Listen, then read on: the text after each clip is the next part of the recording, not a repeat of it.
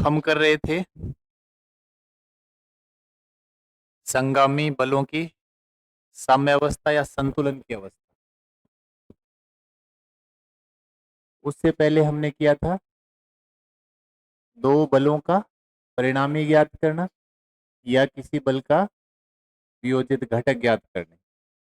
तो इसमें जो जहां से क्वेश्चन हर बार आता है, वो जो सबसे पहले हमने किया था दो बल और उनका परिणामी ज्ञात करना, उसकी डायरेक्शन ज्ञात करना, उससे रिलेटेड जो क्वेश्चन है एक क्वेश्चन पक्का आता है।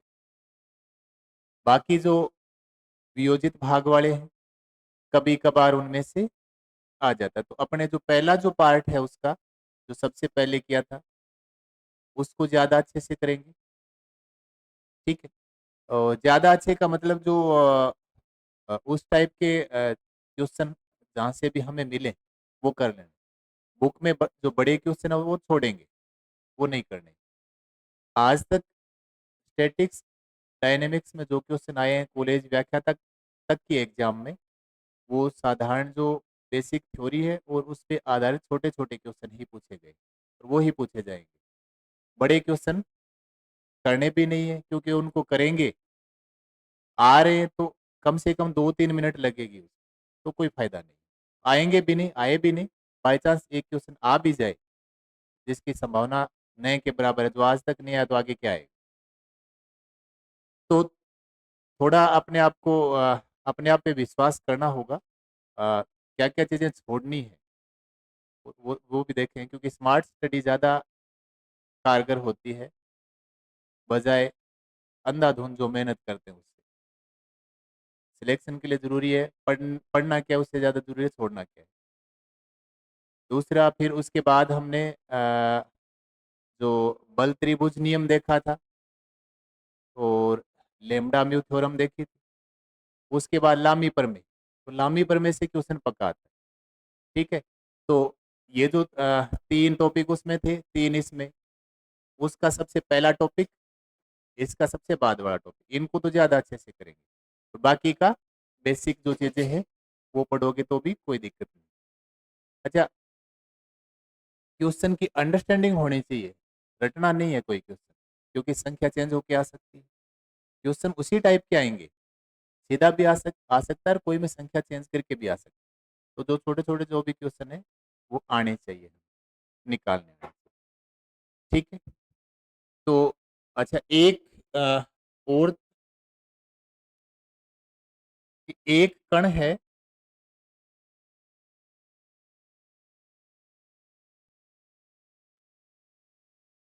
उस पर तीन बल, अभी ये संतुलन की अवस्था में नहीं। ठीक है। उस पर हम बाद में चर्चा करेंगे। इन दो के बीच में कोण है अल्फा, फिर इन दो के बीच में बीटा, इन दो के बीच में गामा। ठीक है। तो इनका ये संतुलन की अवस्था में नहीं है। ठीक है। अगर संतुलन की अवस्था में होते तो हम बल त्रिभुज नियम काम में ले सकते हैं। ठीक है। और हम लामी थ्योरम भी काम में ले सकते हैं। यहाँ जो दिया है वो संतुलन की अवस्था में नहीं, इनका परिणामी ज्ञात करना है। तो परिणामी ज्ञात करने का तरीका वही होता है अपना, किसी पी की डायरेक्शन में हम इनके सारे के वियोजित भाग ज्ञात कर लेंगे या जो भी है, और लंबवत डायरेक्शन में और वर्ग करके जोड़ना। ठीक है। तरीका तो अपना वही होता है। इस टाइप के जो क्वेश्चन है उनमें इनका जो परिणामी है उसके लिए हम डायरेक्ट एक फॉर्मूला किया था, P square plus Q square plus R square plus 2 P Q, P और क्यू के बीच में cos gamma plus 2 Q R cos alpha plus 2 P R cos beta. ठीक है, हमने ये किया था। अगर किसी कण पे जो बल लगे हुए उनका परिणाम ये।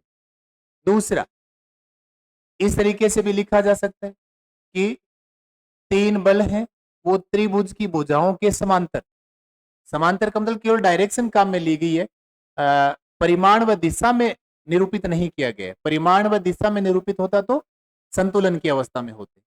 ठीक है, सिर्फ क्या किया गया है, समांतर त्रिभुज की तीनों भुजाओं के समांतर बल कार्यरत है।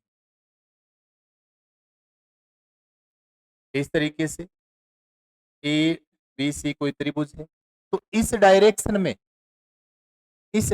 में कोई पी बल है, ना कि परिमाण में वो बीसी के बराबर है। इसी तरीके से क्यू त्रिभुज की क्रमागत भुजाओं के समांतर। ठीक है, अब इनका परिणामी ज्ञात करना।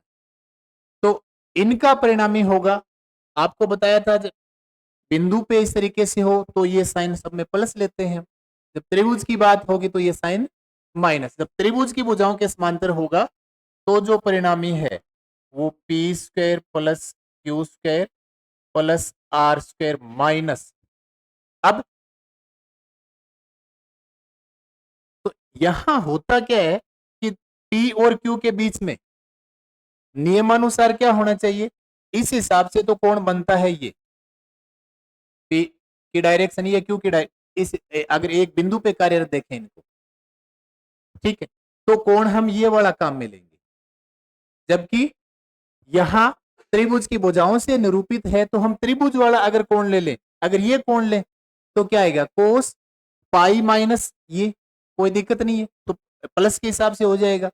लेकिन हम त्रिभुज के अंदर वाला कोण काम में ले रहे हैं, तो ये जो बाहर वाला जो कोण होता है तो ये पाई माइनस करें तो कोस पाई माइनस सी या जो भी है वो माइनस कोस सी हो जाएगा। तो उसके कारण क्या होगा, ये जो कोण है वो माइनस, जैसे 2 P Q cos C minus 2 Q R cos A minus 2 P R cos B.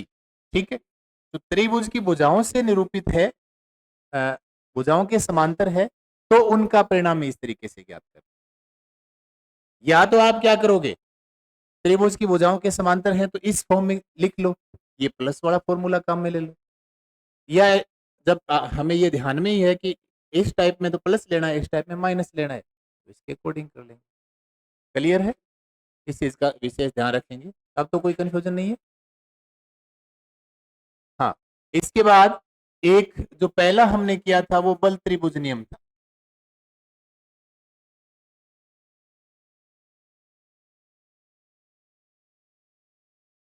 बल त्रिभुज नियम, बल त्रिभुज नियम में क्या है, अब जो हम काम कर रहे हैं वो संतुलन की अवस्था या साम्य अवस्था के लिए कर रहे हैं। साम्य अवस्था का मतलब उनका जो परिणामी जितने भी बल हैं उनका परिणामी बल क्या होगा, 0। ठीक है, एक दूसरे के प्रभाव को खत्म कर देंगे। तो इसमें पहला जो है बल त्रिभुज नियम, बल त्रिभुज नियम में क्या होगा कि अगर तीन बल, बल वो ही है, यहां जो हम काम कर रहे हैं वो जो बल हैं उनकी क्रिया रेखा किसी न किसी एक बिंदु से गुजरती, पी क्यू आर, ये तीन बल हैं, तो इनकी क्रिया रेखा किसी एक बिंदु से गुजरती, 3 2 उससे ज्यादा हो, यही काम हम करते आ रहे। संगामी बलों के बारे में किया है हमने, दो बलों के लिए पर्टिकुलर केस हमने काम में लिया, उनका परिणाम भी ज्ञात किया, दो से ज्यादा है उनका परिणाम भी हम ज्ञात कर सकते हैं। ठीक है, तो ये संगामी बलों के लिए हम काम कर रहे हैं। और संगामी बल यानी जो जहां भी किसी पिंड पे बल कार्यरत है उनकी जो क्रिया रेखा है वो किसी न किसी एक बिंदु पे मिलेगी। जब दो रेखाएं समांतर नहीं होती तो वो नहीं मिलती, दो रेखाएं समांतर होती हैं तब नहीं मिलती, दो रेखाएं समांतर नहीं होती तो यहां जो हम बल काम में ले रहे हैं वो समांतर बल नहीं है। समांतर बल नहीं है इसका मतलब उनकी क्रिया रेखा कहीं ना कहीं तो जाके मिलेगी। ठीक है, तो वहां जहां मिलती है वहां उस कण को मान लेते हैं। ठीक है, तो उसका प्रभाव वहां मानेंगे हम और उसके अकॉर्डिंग उसका जो परिणामी वगैरह वो ज्ञात कर ले। संतुलन की अवस्था में क्या होगा, परिणामी 0। तो बल त्रिभुज नियम यह कहता है कि अगर तीन बल किसी कण पे लग रहे, अगर वो संतुलन की अवस्था में है तो उनको क्या किया जा सकता है, त्रिभुज की तीन क्रमागत भुजाओं द्वारा निरूपित किया जा सकता है परिमाण व दिशा में। ऑपोजिट भी इसका सही है, अगर तीन बल हैं उनको त्रिभुज की कर्मागत भुजाओं द्वारा परिमाण व दिशा में निरूपित किया जाता है तो वो संतुलन की अवस्था में होते हैं। संतुलन की अवस्था यानी ये बल है, इनको हम त्रिभुज की भुजाओं से निरूपित कर दें, और यहां क्या होगा, इसका जो डायरेक्शन ये है और परिमाण भी क्या है, ए बी के परिमाण के बराबर, तो ये बल क्या होंगे, संतुलन की अवस्था में। संतुलन की अवस्था में तो P plus Q plus R direction एक ही होनी चाहिए इस तरीके से, या दूसरा हम ये लिख सकते हैं P plus Q equal to minus R, क्योंकि R की डायरेक्शन ये है। या त्रिभुज में हम इस तरीके से भी काम में ले सकते हैं, ए बी डायरेक्शन और परिमाण हो गया, या P से लिखे A B plus B C बराबर ए सी ओपोजिट डायरेक्शन, ठीक है, ये इनके परिमाण के बराबर हो।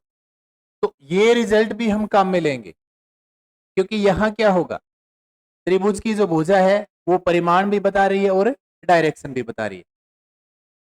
और यहां से एक रिजल्ट और निकल के आता है कि जो बल हैं जिन भुजाओं के अनुदिश लगे हुए परिमाण व दिशा में, और संतुलन की अवस्था है, त्रिभुज के भुजाओं के अलोंग है तो संतुलन की अवस्था होगी परिमाण व दिशा में। संतुलन की अवस्था उस कंडीशन में क्या होगा, ये बल है वो उन संगत भुजाओं के भी क्या होंगे, समानुपाती। यानी ये जो P है वो ए बी क्यू बटा बी सी आर बटा सी ए या सी, जो भी लिखना चाहिए, ये परिमाण में हम लिखते हैं, ठीक है। ये रिजल्ट भी हम काम में ले सकते हैं। तो मेन अपना क्या है, संतुलन की अवस्था में है, इनका परिणामी 0 होगा। अगर किसी कण पे बल लगे उनको त्रिभुज की कर्मागत भुजाओं के द्वारा निरूपित किया जाए, तो किन्हीं दो को एक साथ लेंगे एक डायरेक्शन में, तो ये जो है ये इनका क्या हो जाएगा, इनका जो परिणामी होगा वो इस डायरेक्शन में होगा। ये जो बल है ये वाला और ये वाला, इनका परिणामी इस डायरेक्शन में होगा। उसको संतुलन करने के लिए बराबर बल इस डायरेक्शन में लेगा तो वो इसको क्या कर देगा, 0, तभी ये संतुलन की अवस्था में। सिर्फ इन दो की बात करें P और Q, तो इनका परिणामी इस डायरेक्शन में होगा, इस डायरेक्शन में, और परिमाण में इसके बराबर होगा। तो ये जो बल R है वो इसी को तो संतुलित कर रहा है, तो ये भी हम काम में ले सकते हैं त्रिभुज में। या आप इस तरीके से ध्यान में रख लेंगे, जो बीच वाला कॉमन है उसको छोड़ देंगे, ठीक है। जब भी दो बलों का परिमाण त्रिभुज की भुजाओं के अकॉर्डिंग लेना है। और भी हम ले सकते हैं, चतुर्भुज है, चतुर्भुज में हम कैसे करेंगे, मान लो ये चतुर्भुज दिया हुआ है इस तरीके से ए बी सी डी, तो इस भुजा के अनुदिश है, इसके अनुदिश है, इसके अनुदिश है, मान लो इस तरीके से ये बल लगे। हम क्या करेंगे, इन दो का परिमाण परिणामी होगा वो, अब A B plus B C को हम ए सी, अब हम क्या करेंगे, ए सी और सी डी किसके बराबर होगा, एडी के बराबर। तो इन ए सी और सी डी की हम एडी लिख सकते हैं, एडी की डायरेक्शन में और डीए की डायरेक्शन में ये है, वो उसको कैंसिल कर देगा। तो बल बहुभुज नियम भी यहां काम कर रहा है अपना। अगर कर्मागत भुजाओं के द्वारा किसी बहुभुज की भुजाओं द्वारा निरूपित किया जाए परिमाण व दिशा में, तो वो संतुलन की अवस्था में, इस तरीके से भी हम ज्ञात कर सकते हैं। कई बार क्या होगा, इस तरीके से हो गया कि ए बी के अनुदिश ए बी बल परिमाण और दिशा में ए बी के बराबर है, बी सी सी डी, कई बार ये दे दिया जाता है 2DA, इस डायरेक्शन में 2DA। अब इनका परिणामी क्या होगा, अगर ये होता A B B C C A D तो परिणामी होता 0, लेकिन बाकी के अनुदिश है वो एक एक है, तो ए बी और बी सी से क्या आया, ए सी और सी डी से क्या आया, डी ए डी, लेकिन इधर डी ए और लग रहा है, तो कितना बचेगा भाई, आपके पास ये एडी हो गया और प्लस 2DA, तो एडी को डायरेक्शन के हिसाब से एक डी है तो इसको कैंसिल करने में हो जाएगा, बचेगा इस तरीके से। तो आगे एक दो क्वेश्चन हम कर लेंगे इस टाइप के। तो ये था बल त्रिभुज नियम, इसमें कोई प्रॉब्लम नहीं। तो इसी टाइप के इसमें जो भी क्वेश्चन पूछे जाएंगे वो इसी टाइप के त्रिभुज चतुर्भुज जो भी दिए हुए होंगे उनकी भुजाओं के अलोंग, और दो भुजाओं को जोड़ के तीसरी भुजा उसकी क्या हो जाएगी, परिणामी हो जाएगी। इसके बाद दूसरा जो इसका पार्ट था,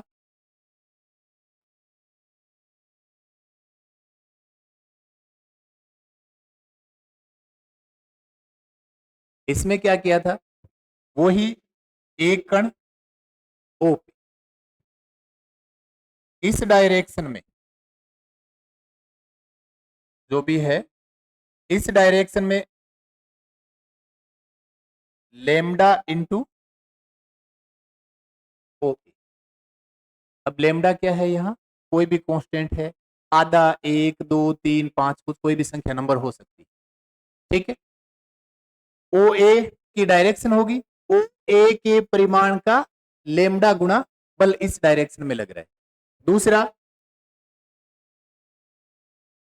ओ बी की डायरेक्शन में, तो यहां ध्यान क्या रखेंगे, जो भी बल दिया हुआ होगा या उसके साथ में जिस भुजा को हम ले रहे हैं उस भुजा का परिमाण जरूर आना चाहिए, तभी इस थ्योरम को अप्लाई कर पाएंगे। कांस्टेंट इनटू परिमाण होना चाहिए, अगर नहीं है तो हम चेंज करके उस भुजा को लाने का प्रयास करेंगे। तो अगर ये है तो इनका जो परिणाम है, देखो एक बल इधर है, एक बल परिणाम इस डायरेक्शन में होगा, ठीक है, इस डायरेक्शन में। अब इस डायरेक्शन में इसका जो परिमाण होगा वो ए और बी को मिलाएंगे, जो त्रिभुज जनरली अपने को त्रिभुज मिलेगा, तो यहां सी बिंदु मिलेगा। तो इस डायरेक्शन में ओसी की डायरेक्शन में होगा लेमडा प्लस म्यू, ठीक है। तो ओसी तो इतनी दूरी है, लेमडा प्लस म्यू उससे गुणा होके परिमाण बढ़ जाएगा, या कम है तो कम हो जाएगा, लेकिन डायरेक्ट ओसी की दूरी है वो इतनी, क्लियर। और जो सी है उसकी पोजीशन क्या होगी, ये तो परिणामी हो गया, यानी आप अगर लिखो तो म्यू लेमडा लेमडा ओ ए प्लस म्यू, इस तरीके से लिखा जा सकता है जब डायरेक्शन के साथ लिखेंगे, ठीक है। सीधा सीधा जो परिमाण दिया हुआ है उस कंडीशन में P प्लस क्यू कब करते हैं, जब उनकी डायरेक्शन, परिणाम में कब होगा, जब डायरेक्शन सेम होती है। लेकिन सदिश के रूप में लिखेंगे तो ये प्लस ये परिणामी के बराबर होगा, और लेमडा प्लस म्यू परिमाण व दिशा में इससे निरूपित होगा। अब सी की पोजीशन क्या होगी, तो उसके लिए ये गुणांक है वो इसके साथ आएगा, जहां लेमडा सी ए या ए सी लिखे, ठीक है। यहाँ डायरेक्ट यहाँ सिर्फ परिमाण ही ले रहे हैं क्योंकि इसकी जो इस रेखा पे होगा कहीं ना कहीं बिंदु, तो ये दूरी और इस दूरी में रिलेशन लेके आए, तो आप लेमडा सी ए लिखो या ए सी लिखो, कोई दिक्कत नहीं उससे, और म्यू बी सी। तो ये दो दो रिजल्ट है, परिणामी तो इससे आएगा, और जो सी की कंडीशन है, पोजीशन है वो इससे आएगी, ठीक है। ये है अपना लेमडा म्यू थ्योरम, कर लेंगे अप्लाई इसको। इस पे आधारित दो तीन जो भी हमने क्वेश्चन किए थे वो आप कर सकते हैं, ठीक। इसके बाद जो था अपना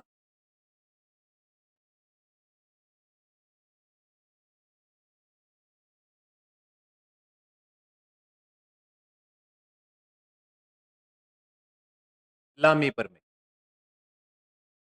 बल वो ही है अपने एक बिंदु पे,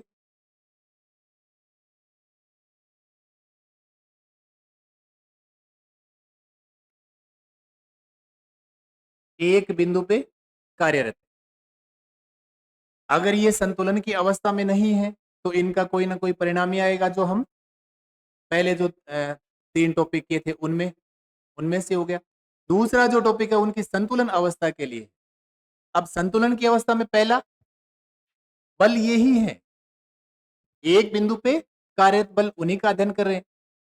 पहला जो है वो बल त्रिभुज नियम, इनको त्रिभुज की क्रमांक भुजाओं द्वारा निरूपित किया जा सकता है अगर संतुलन की अवस्था में। उसके आधार पे जो रिजल्ट निकल के आएगा वो हमने कर लिया। ठीक है, एक बीच में लैम्डा म्यू थ्योरम का अलग रिजल्ट था, उसको ध्यान में रख लेंगे। लामी प्रमेय क्या कहती है, वही बल है अगर संतुलन की अवस्था में, तो एक रिजल्ट और होगा, इनके बीच में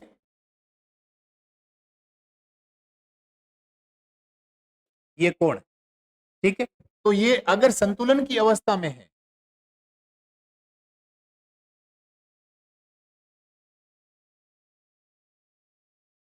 प्रत्येक बल है वो अन्य दो बलों की कोण की ज्या के समानुपाती, ज्या का मतलब साइन में मान।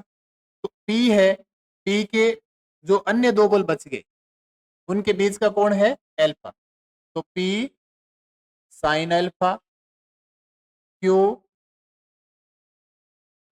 Sign beta, R sign gamma. ठीक है, ये लामी थ्योरम है। ठीक है, इसके आधार पे भी जो भी रिजल्ट होंगे वो हम ज्ञात कर सकते हैं।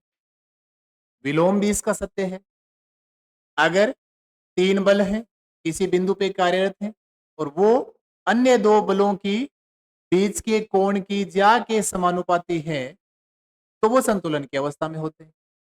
ठीक है, ये भी हो गया। अब यहां अपने को क्या क्या दिया हुआ हो सकता है, ऐसा दिया हुआ हो सकता है कि तीन बल हैं किसी कण पे कार्यरत हैं, प्रथम और दूसरे के बीच में इतने डिग्री का कोण है, दूसरे और तीसरे के बीच में इतने डिग्री का कोण है, तो तीसरे और पहले के बीच में 360 में से माइनस करके वो कर सकते हैं। तो क्या पूछा जा सकता है इस कंडीशन में कि उन जो बल हैं उनका अनुपात क्या हो। एक बल अगर दिया हुआ है तो अनुपात से गुणा करके जो सारे बल हैं उनको ज्ञात किया जा सकता है। दूसरा, अगर ये पूछ लिया जाए कि तीन बल दिए हुए हैं संतुलन की अवस्था में है तो उनके बीच के कोण ज्ञात कीजिए। एक कण पे कार्यरत है, ठीक है, यहां जा रहे एक कण पे कार्यरत है तो उनके बीच के कोण किस तरीके से ज्ञात करेंगे, वही जो अपना एक एक को परिणामी मान लेंगे, बाकी दो को वो बल मान के कर लेंगे। ठीक है, वहां सारे वो साइन है वो प्लस के हिसाब से आएंगे, और त्रिभुज की भुजाओं के अनुदिश है तो फिर वो माइनस साइन करके कोण ज्ञात कर लेंगे। ठीक है, तो ये अपना क्या है, लामी प्रमेय, और लामी प्रमेय पे क्वेश्चन पूछा जाता है। तो एक दो जो छोटे छोटे क्वेश्चन थे वो तो हमने किए थे, और आगे जो और हैं वो भी कर लेते हैं।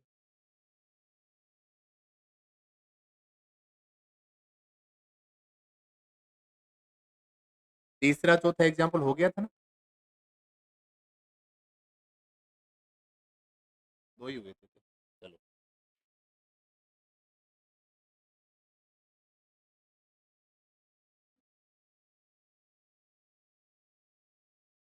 ये है क्षैतिज रेखा पर दो स्थिर बिंदुओं ए तथा बी के बीच की दूरी सी है। क्षैतिज रेखा का जिक्र होगा तो ये होगी ए और बी, इनके बीच की दूरी है सी। दो हल्की डोरी ए सी तथा बी सी जिनकी लंबाइयां बी और सी है। ए सी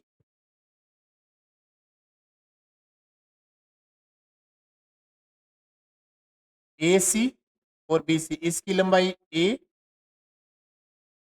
बी।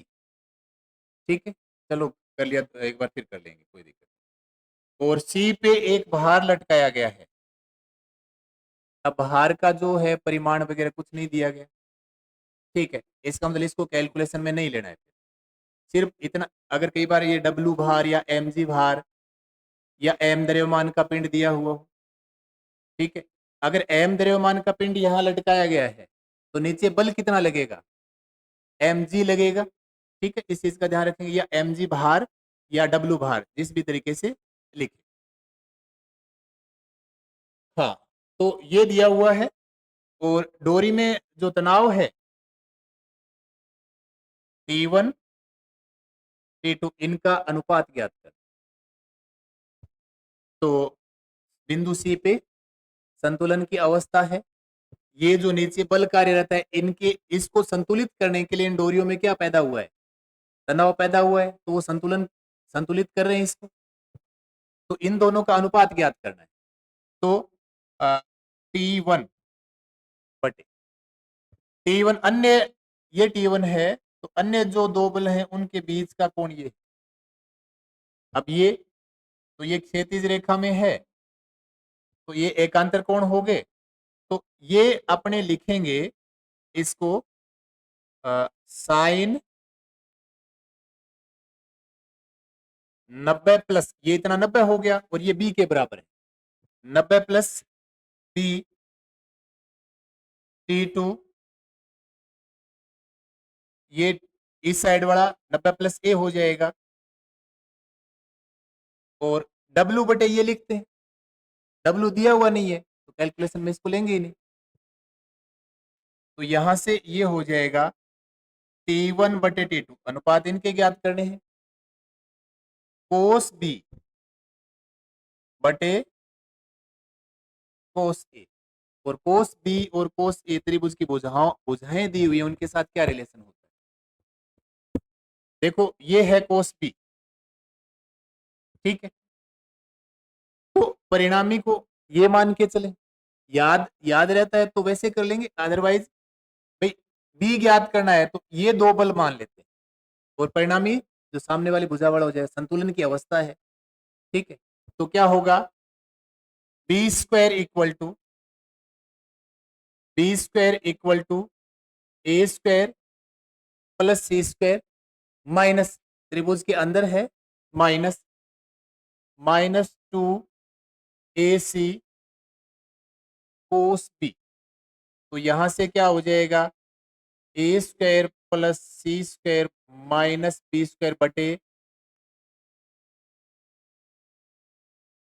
तो यहां देखो जिन जिन के साथ कोण बन रहा है वो प्लस में आ रहे हैं, ए square plus C square minus B square और 2AC।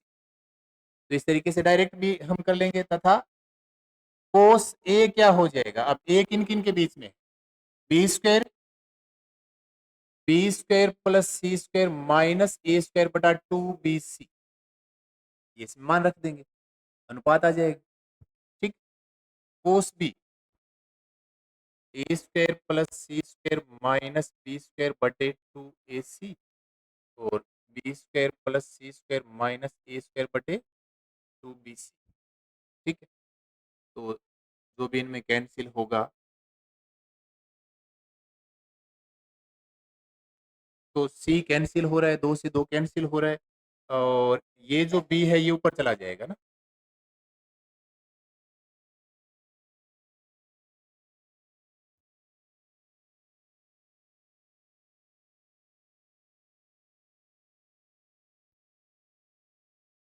ठीक है।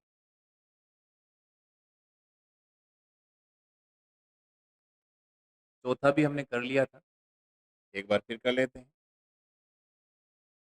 ACB एक रस्सी है जिसके सिरों ए तथा बी को एक ही क्षैतिज रेखा में, ठीक है। तो ए सी बी, ए और बी क्या है, क्षैतिज रेखा में है, दो बिंदुओं के बीच में बांधा गया है। यहाँ डब्लू भार, यहाँ पे सी पे डब्लू भार लटकाया गया है, ये कैलकुलेशन में आएगा।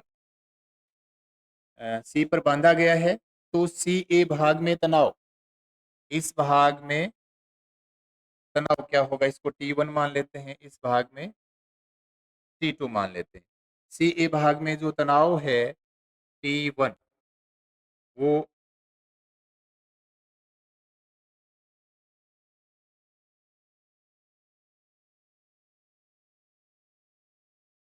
ये जो डेल दिया हुआ है इसका मतलब त्रिभुज का क्षेत्रफल। तो चीज तो वही सेम है।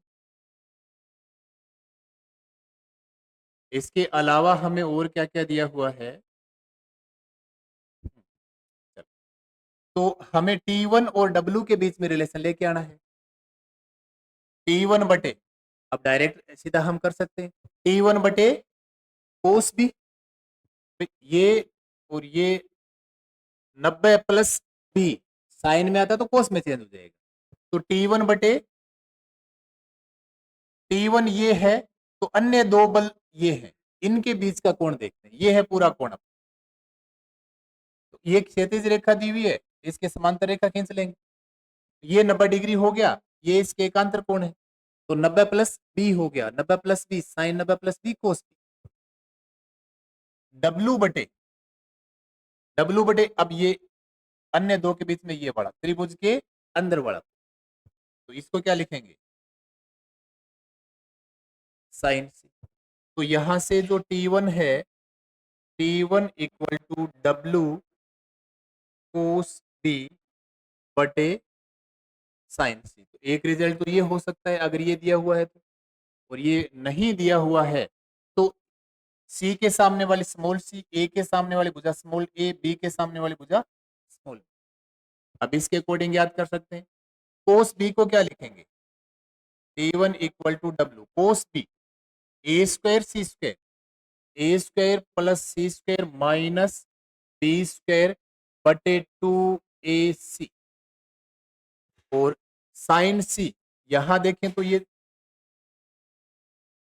इसका एरिया, तो ये होता है एंगल, हम सी वाला साइन सी है तो ये वाला लेंगे, तो 1/2 ये बी और ये ए बी साइन सी।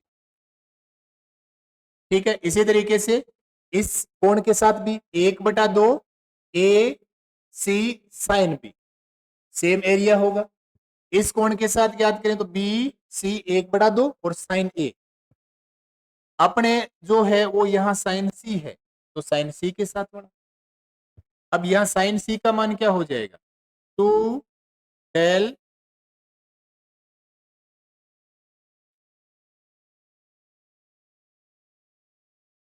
ठीक है, आगे इसकी कैलकुलेशन आराम से आप कर सकते हैं।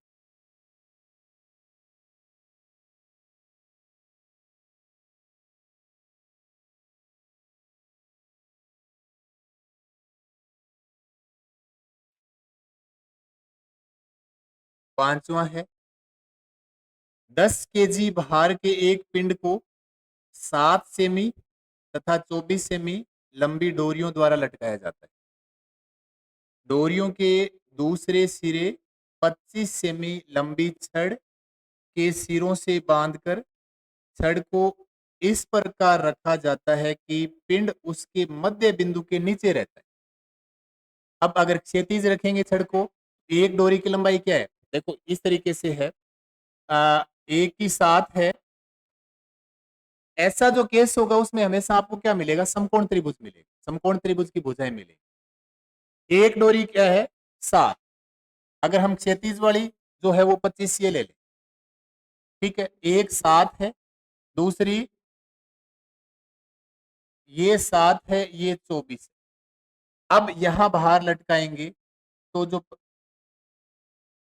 इसकी जो क्रिया रेखा है वो मध्य बिंदु पे नहीं आएगी, तो हमें क्या करना पड़ेगा, इसको झुकाव देना पड़ेगा थोड़ा, ये ए बी सी जो भी हम माने, और यहाँ बाहर जो है 10 केजी। ठीक, अब हम क्या करेंगे, ये जो क्रिया रेखा है वो मध्य बिंदु, अब ये दोनों अगर बराबर हो तो मध्य बिंदु पे आएगा, जब क्षैतिज के अकॉर्डिंग इसको रखा गया है। तो यहाँ मध्य बिंदु लाने के लिए हम क्या करेंगे, इसको इस तरीके से थोड़ा सा झुकाव देके, तब क्या होगा इस तरीके से ये हो जाएगा। तो ये हो गया ए बी सी, और यहाँ अपना जो भार है 10 केजी वो हो गया, तो इसकी जो क्रिया रेखा है वह इसके मध्य बिंदु डी, ये पूरा आपका है 25, ये 24 है, ये 7।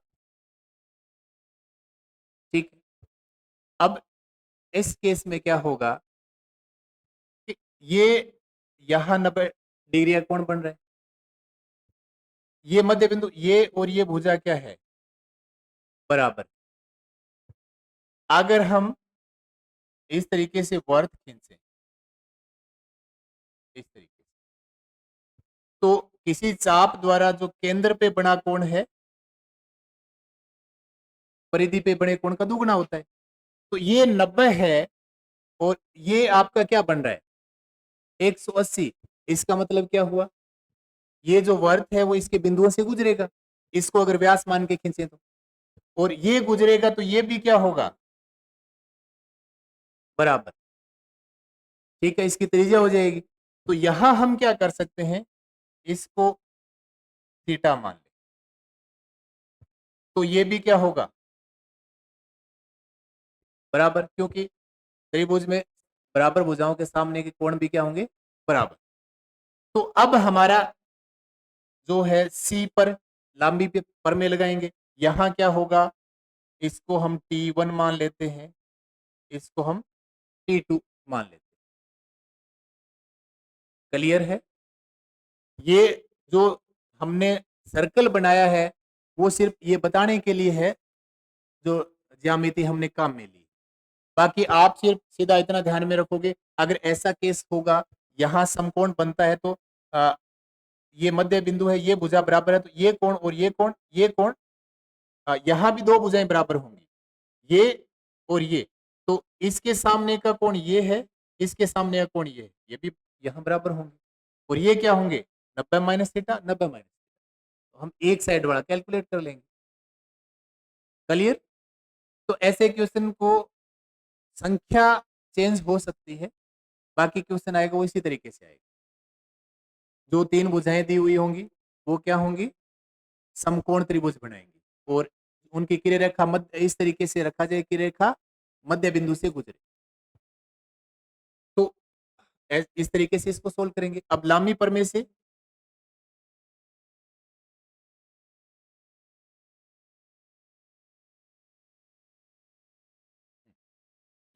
से क्या होगा,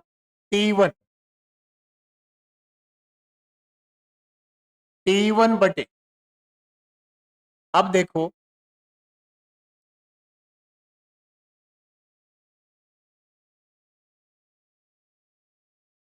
ये कितना होगा, ये 90, तो ये हो गया 90 माइनस थीटा इतना, और ये 90 और जुड़ जाएगा, 180 माइनस थीटा, कोई दिक्कत नहीं है। तो T1 बटे साइन 180 माइनस थीटा, T2 बटे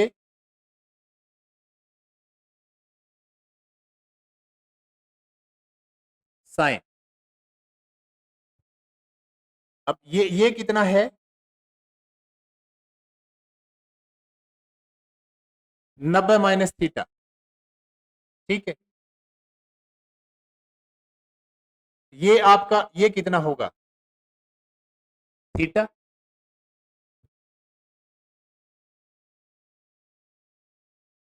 हाँ, ये हो गया पूरा आपका ये 90 और 90 प्लस थीटा। तो इन दो जो बल हैं उनके बीच में sine 90 plus theta equal to, इस बार डब्ल्यू दिया हुआ है तो ये रिजल्ट में काम आएगा, 10 बटे साइन 90 का मान 1।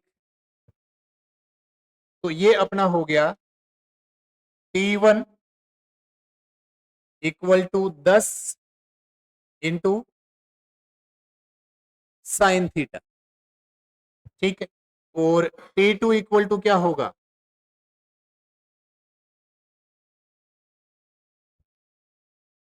Cos theta. अब हमारा जो है थीटा आपका ये है, ठीक है, तो इस त्रिभुज में समकोण त्रिभुज है, तो ये आपका कर्ण है, थीटा के सामने ये लंब हो गया, ये आधार हो गया। साइन थीटा को क्या लिखेंगे,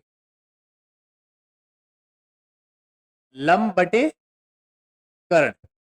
तो 7 बटे 10 इंटू 7 बटे और ये हो जाए 10 इंटू,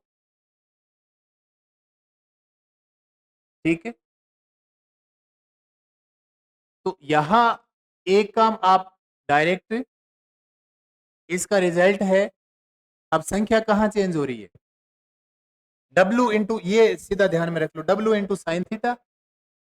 कौन कौन सा थीटा किस साइड माना है, थीटा इस साइड वाला है, तो जो T1 के साथ क्या आएगा, sine theta, W into sine theta. ये याद करने के लिए, अगर अपना जिस तरीके से टाइम आप बचाना चाहो, क्योंकि इस टाइप का जो क्वेश्चन है वो इसी तरीके से आएगा। त्रिभुज की जो भुजाएं हैं वो समकोण त्रिभुज बनाएंगी, उनका जो माप है वो चेंज करके दिया जा सकता है, 3 4 5 दे दिया जाए, या जो भार है वो अलग दे दिया जाए। तो अपना जो फॉर्मूला आप अपने हिसाब से बना सकते हो, W इंटू साइन थीटा, ठीक है। ये थीटा या ये थीटा जो भी जिसके अकॉर्डिंग आप करना चाहो, सोल इस तरीके से होगा।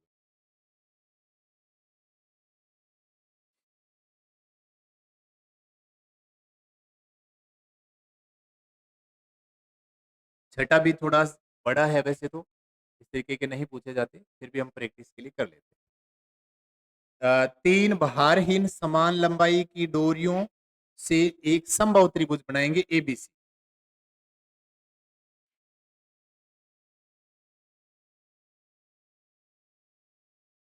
ठीक है।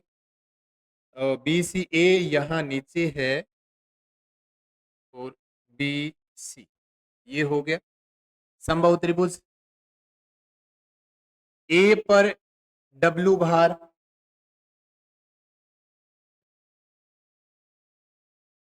ठीक है। समबाहु त्रिभुज है, दो भुजाएं बराबर हैं, तो ये इसकी क्रिया रेखा मध्य बिंदु से गुजरेगी, क्षैतिज में होगा उस कंडीशन में।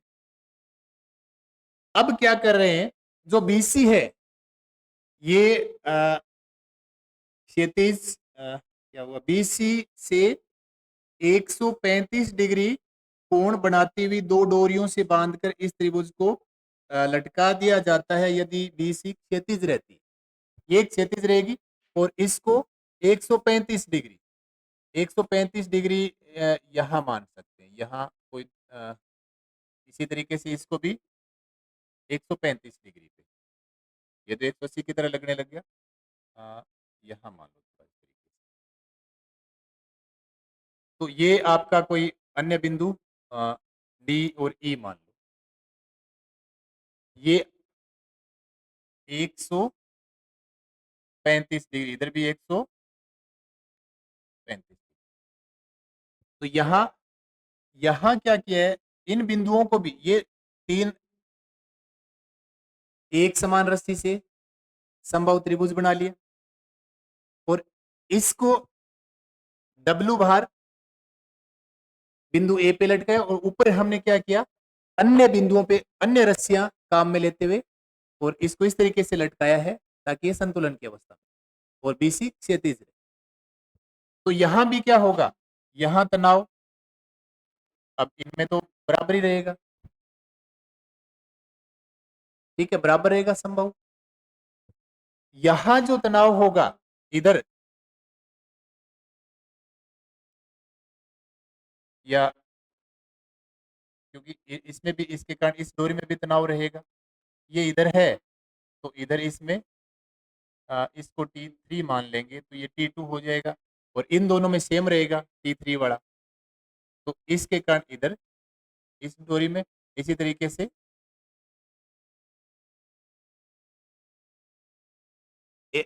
पूरी जो एक समान डोरी, उसमें तनाव एक समान रहेगा, ठीक है। तो यहां हमें क्या करना है,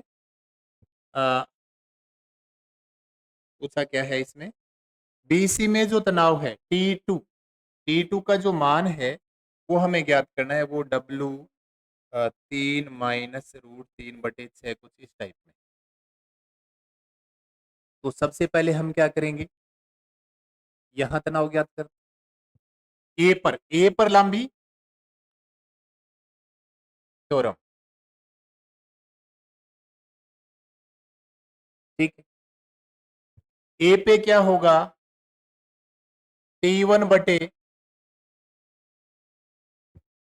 ये समबाहु है तो ये 60 होगा, ये भी 60 होगा, T1 और अन्य दो के बीच में 90 + 60 cos 60 1/2। तो T1 1/2 बराबर W के साथ रिलेशन ज्ञात करेंगे हम। तो W बटे साइन 60, ठीक है, क्योंकि ये भी 60 होगा और साइन के साथ आता है अंडर रूट। तो यहां से T1 और W में क्या रिलेशन हो गया, T1 = 1/2 W बटे √3। एक रिजल्ट तो ये आ गया। यहां पूछते तो ये आंसर हो जाता। सारा काम इस बाहर के कैलकुलेशन में मिस पे कर रहे हैं। दिया हुआ मान तो यही है और इस डोरी में ज्ञात करना है। तो पहले इसकी सहायता से T1 ये ज्ञात करेंगे, इसकी सहायता से फिर बी या सी बिंदु पे थ्योरम अप्लाई करेंगे। फिर से हम क्या करेंगे,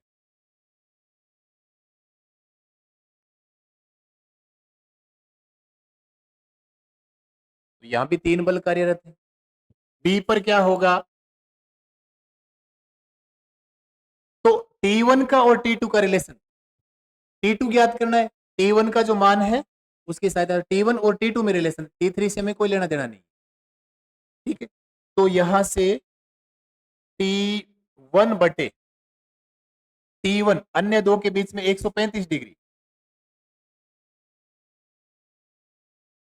बराबर T2 बटे T2, यहां से देख लेंगे ये, तो ये हो गया 45 डिग्री, ठीक है। तो ये वाला कितना हो गया, या यूं यूं करें, अपने 60 और 135 को जोड़ देते और 360 में से घटा देंगे 165, ठीक है। तो ये अन्य दो बलों के बीच में 165,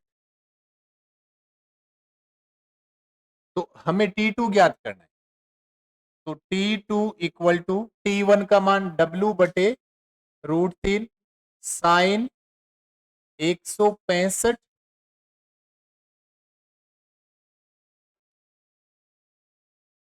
साइन 165 को क्या लिखेंगे, साइन 180 - 15, तो वापस साइन 15 ही होगा। और साइन 15 को क्या लिखेंगे, 45 - 30, साइन 15 को 45 - 30 लिखेंगे,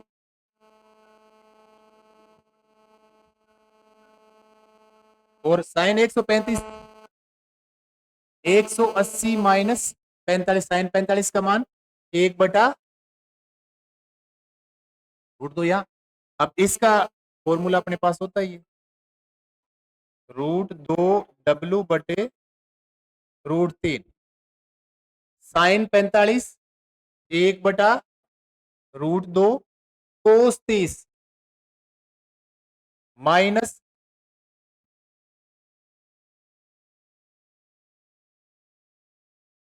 सोल्व कर लेंगे, ठीक है।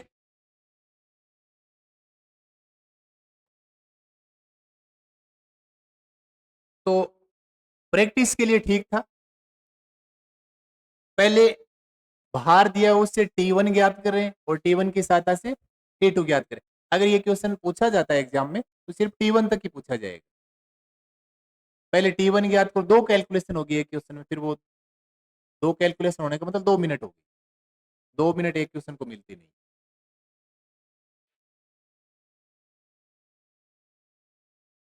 इसके बाद है एक चिकने आनत समतल पर W भार का पिंड। आनत समतल का जब भी जिक्र होगा इस तरीके से,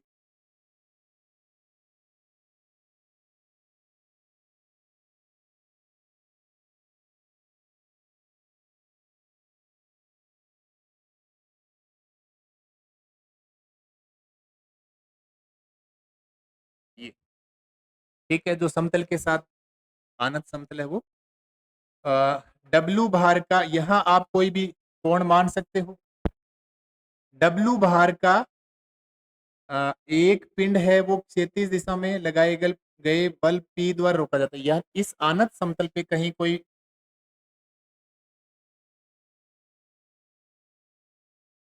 यहां W भार है, W भार है तो इस साइड कार्यरत होगा। और ये क्या है, आनत समतल है, चिकना आनत समतल लिखा है, इसका मतलब उसका घर्षण क्या है, 0 है। तो ये यहां से क्या आएगा, इसकी प्रवृत्ति नीचे की तरफ आने की होगी। और इसको रोकने के लिए क्या करना होगा, या तो ऊपर की तरफ कोई बल लगे या इस साइड कोई बल लगे। तो पहला जो दिया है वो क्षैतिज डायरेक्शन में बल लगा के रोका गया है, यानी इस डायरेक्शन में जो बल है P, इस डायरेक्शन में P बल, ठीक है। दूसरे केस में, दूसरे केस में ये कहा गया है, सेम वही चीज है। आगे जो बल है वो इसी में हम कर लेते हैं। अब एक तरीका तो इसको रोकने का ये है, दूसरा है ऊपर की ओर क्यू बल, ठीक है। तो पहले इसका भार लग रहा है, इधर P लग रहा है पहले केस में, और एकदम जो समतल है उसके लंबवत प्रतिक्रिया बल लगेगा। कोई भी कण है वो किसी सतह पे रखा गया है तो नीचे की तरफ उसका भार लगेगा, ऊपर की तरफ क्या लगेगा, प्रतिक्रिया बल लगेगा, जो जो भी सतह है उसके लंबवत होता है। तो पहले केस में क्या है, पहले केस में भी संतुलन की अवस्था है, तो P बटे अन्य P, ये 3 बल है, अन्य जो बल हैं इनके बीच का कोणीय, तो ये अल्फा है तो ये 90 माइनस अल्फा होगा, ये 90 माइनस अल्फा और 90 ये 180 माइनस अल्फा हो गया। तो sine 180 minus alpha equal to W, W हो जाएगा, अन्य दो बल हैं वो ये हैं, तो अल्फा हो गया संगत कोण है, और 90 ये 90 प्लस अल्फा, इन दो को लेके चलेंगे, क्योंकि आर तो अपनी तरफ से माना गया है तो कैलकुलेशन में उसका कोई यूज नहीं। तो यहां क्या हो जाएगा, P equal to W sine alpha बटे कोस अल्फा, एक रिजल्ट तो ये हो गया। और केस जो सेकंड है, अब P बल नहीं है, अब Q बल है, तो केस सेकंड में क्या होगा, Q बटे Q, अन्य दो बल वही सेम ही रहेगा, तो Q बटे साइन अल्फा, और W बटे, अब W अन्य Q इस साइड लगेगा तो ये 90 डिग्री का, अब P को भूल जाओ, दूसरे केस में Q काम कर रहा है, तो W अन्य दो बल हैं उनके बीच में 90 डिग्री, तो साइन 90 का मान, तो यहां से अपने पास हो गया Q equal to W sine L. तो यहां से देखो जो रिजल्ट है हमें इनका विलोपन करना है, तो एक तो हम ये काम में ले सकते हैं, टेन और सेक में फॉर्मूला होता है, कोट और कोसेक में फॉर्मूला होता है, तो इसको कोसेक में चेंज कर लेते हैं, यानी कोसेक एल्फा इक्वल टू, ठीक है, और यहां से cot alpha, cot alpha equal to क्या हो जाएगा, तो ये अपने पास होता है cosec square, cosec square alpha minus cot square alpha equal to 1, मान पुट कर देंगे इसमें, तो डब्लू स्क्वायर बटे माइनस डब्लू स्क्वायर बटे, तो यहाँ से डब्लू को कॉमन लेके इधर भेज देंगे,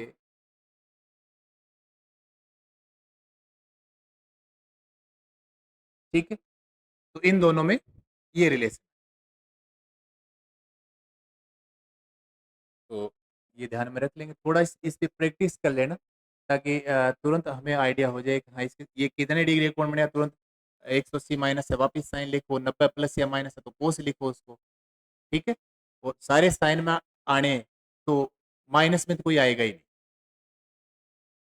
साइन 90 प्लस है तो कोस में चेंज कर देंगे, और मान साइन का है तो दूसरे चतुर्थांश में भी क्या आएगा, प्लस ही होगा, तो माइनस में तो कोई मान आएगा नहीं, 180 के साथ उसको तुरंत साइन लिखो, 90 के साथ उसको तुरंत कोस लिखो, ठीक, तो इस तरीके से, और एक दो बार प्रैक्टिस करने पे याद भी हो जाएगा।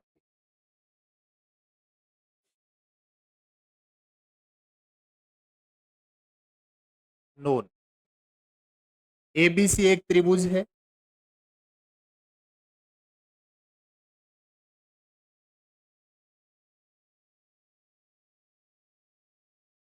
एबीसी एक त्रिभुज है, ओ ए ओ बी ओ सी के अनुदिश पी क्यू आर बल है वो साम्य अवस्था में है किसी बिंदु ओ पे, पहला है ओ इसका अंत केंद्र है, पहले केस में क्या है, ओ अंत केंद्र, ओ यहाँ है, जो बल है वो ओ ए के अनुदिश P है, इसके अनुदिश Q है, इसके अनुदिश R, ठीक है, तो साम्य अवस्था में दिया हुआ है, और O क्या है पहले केस में,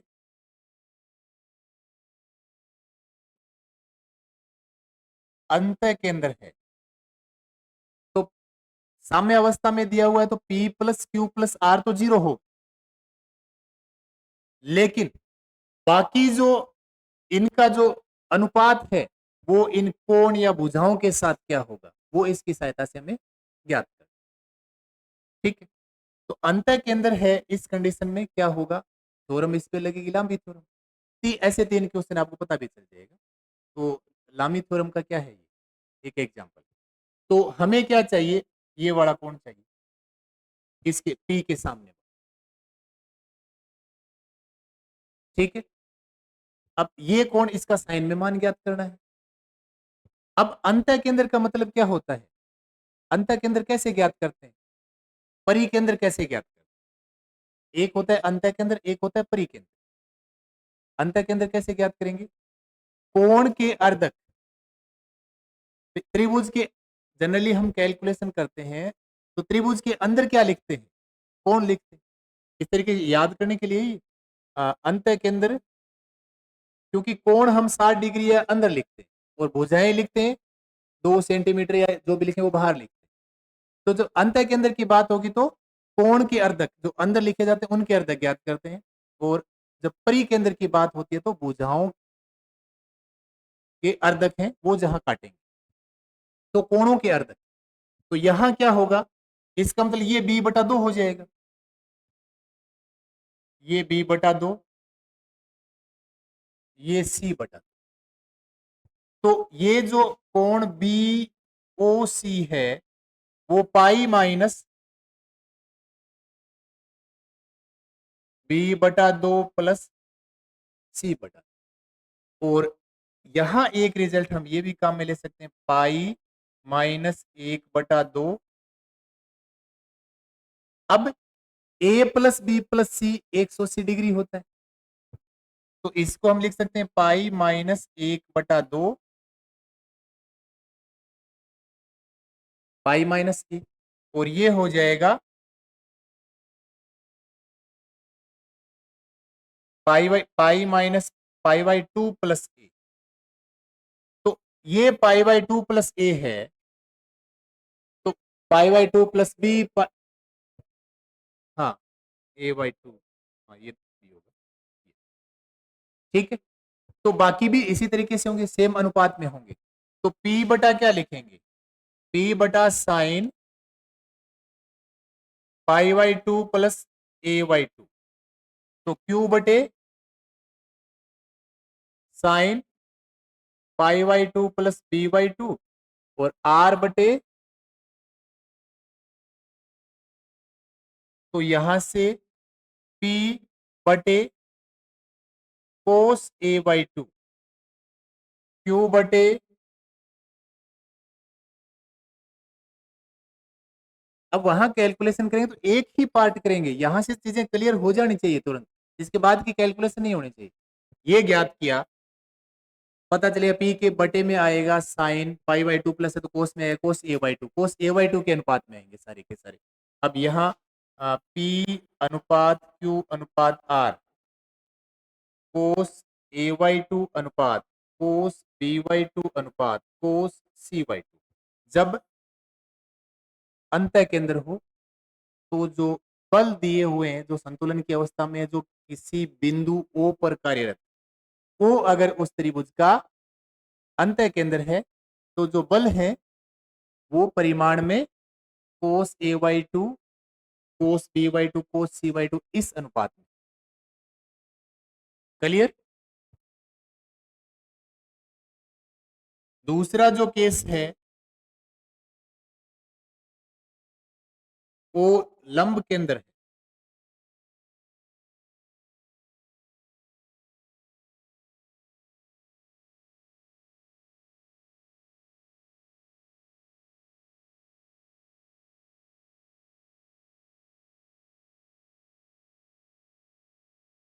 लंब केंद्र का मतलब लंब डालेंगे वो जहां प्रतिच्छेद करेंगे वो, तो इस पे ये हो गया, इस भुजा पे ये हो गया और ये इस भुजा पे ये O हो गया,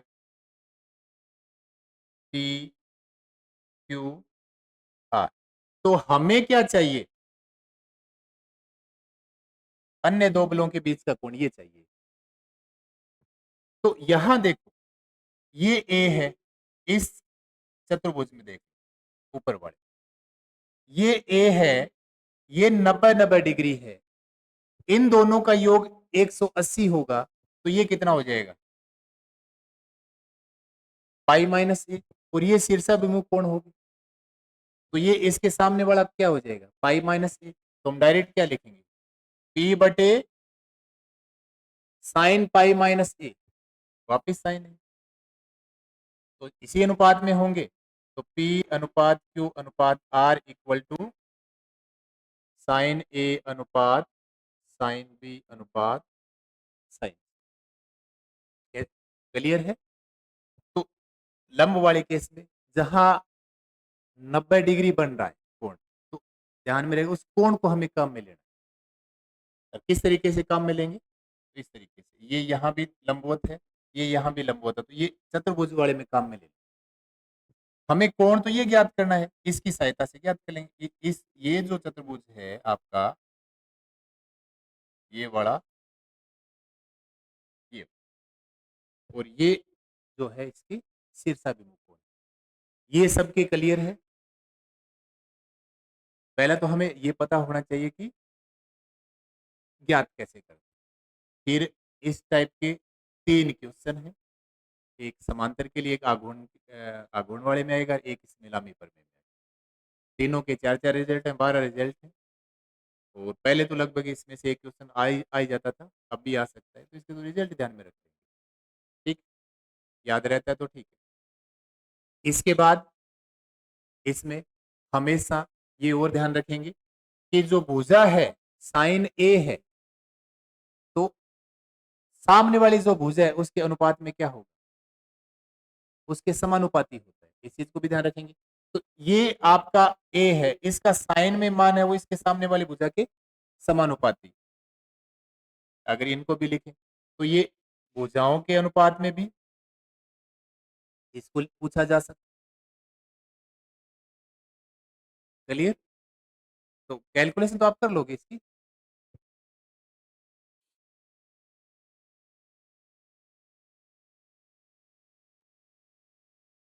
और ना हो तो मैं लिख के बता देता हूँ।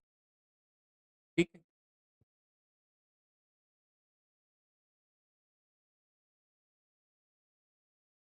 ऊपरी केंद्र है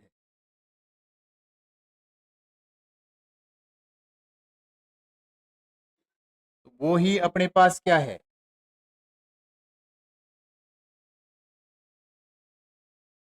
ए बी सी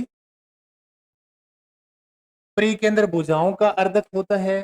तो हम पहले तो उस तरीके से, ये ओ हो गया, ये पी है, ये क्यू है, ये आर है, और लामी पर में अप्लाई करने के लिए पी के सामने वाला ये कोण हमें चाहिए।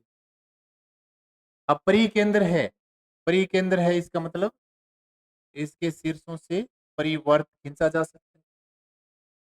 अब ये जो बीसी चाप है, इसके द्वारा यहां जो कोण बन रहा है और यहां जो कोण बन रहा है, एक केंद्र पे बन रहा है और एक परिधि पे बन रहा है, तो केंद्र वाला दुगुना हो, तो ये ए है, तो ये 2a हो गया, और 2a होते ही हमें पता चल गया कि P बटे साइन 2a आ जाएगा,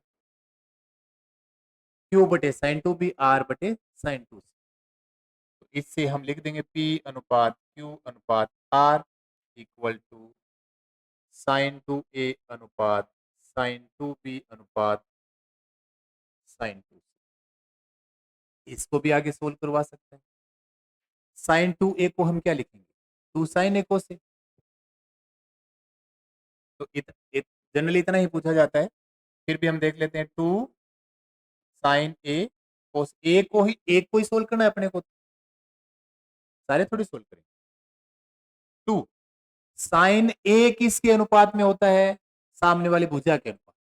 तो अनुपात में है तो हम डायरेक्ट उसका मान पुट कर देंगे, अनुपात में तो ले रहे हैं सारी चीजें। कोस ए को हम क्या लिखेंगे, कोस ए तो B square plus C square minus ए स्क्वायर बटे 2bc, अनुपात आगे जो भी आएगा, और 2 से तो 2 कैंसिल हो जाएगा। हम क्या करेंगे, एबीसी का भाग दे देंगे,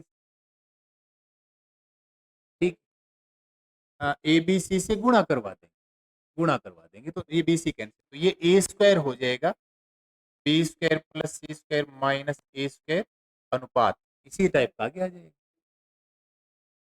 ठीक है, इसमें पहले वाले में ए माइनस है, दूसरे में बी माइनस आ जाएगा, B square C square plus ए स्क्वायर माइनस बी स्क्वायर, आगे इस तरीके से।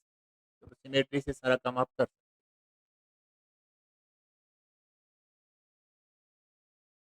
हैं। और अंतिम है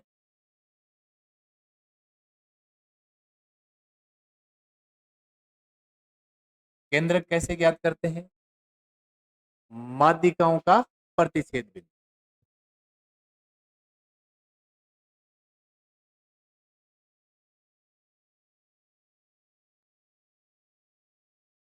माध्यिकाओं का मतलब होता है मध्य बिंदु सामने वाली भुजा का,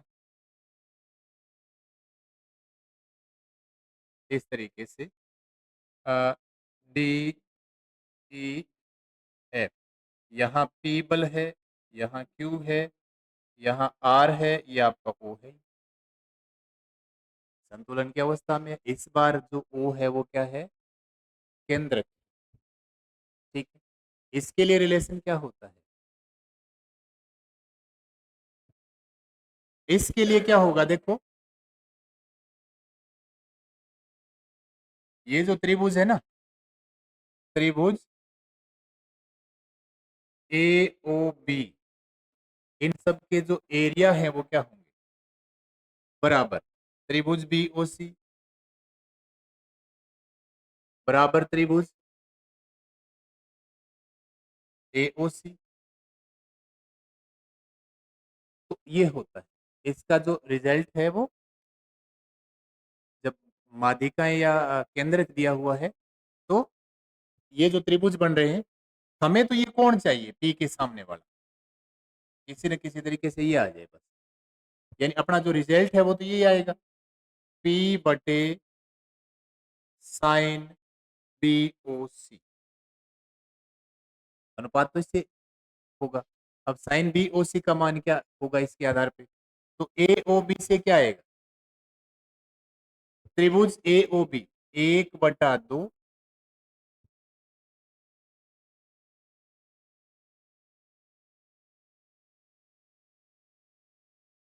ये हो गया आपका ए ओ बी, साइन साइन में मान ज्ञात कर लेते हैं। ठीक, इस त्रिभुज का क्या होगा? ओ ए ओ बी ओ ए ओ बी साइन ये वाला, हमें ए इसके सामने वाला ज्ञात करना चाहिए था वैसे तो ओ ए ओ बी और साइन ए O B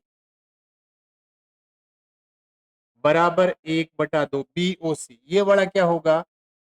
O B O सी साइन बी ओ सी, इसी तरीके से वो होगा सारे के सारे। अब यहां से क्या होगा देखो, हम 1/2 सब में कैसे अनुपात में है, ओ ए ओ बी ओ सी तीनों का भाग दे देंगे, तो ये क्या आएगा? साइन ए ओ बी बटे ओ सी साइन बी ओ सी बटे ओ ए, इतने से काम हो जाएगा। अब अपना जो है ये है आपका P बटे हम क्या लेते हैं? साइन बी ओ सी, तो P बटे बी ओ सी किस, P साइन बी ओ सी के अनुपात में है, साइन बी ओ सी ओ ए के अनुपात में है, तो ये P ओ ए के अनुपातिक है, तो Q O B R O C, तो क्या हो जाएगा? P अनुपात Q अनुपात R ओ ए अनुपात ओ बी अनुपात, ठीक है। तो जब केंद्रक है तो जिन भुजाओं के अलोंग बल कार्यरत है उनके क्या होगा?